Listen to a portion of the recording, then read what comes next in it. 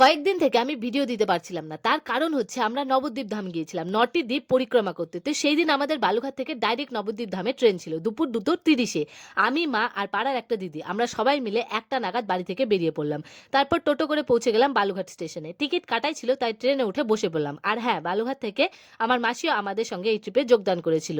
তো ট্রেন একদম সঠিক টাইমে ছেড়ে দিল। তারপর শুরু হলো খাওয়া-দাওয়ার পালা। ১ম এ একটা চিড়ে ভাজার প্যাকেট খুলেছিল, সেটাই খেলাম। খেতে, খেতে আমাদের ট্রেন পৌঁছে গেল মালদা স্টেশনে। তারপর মালদা স্টেশনকে বাই বাই বললাম আর খাওয়া-দাওয়ার পালা কন্টিনিউ রাখলাম একটা ঠেকুয়া বিস্কুট দিয়ে।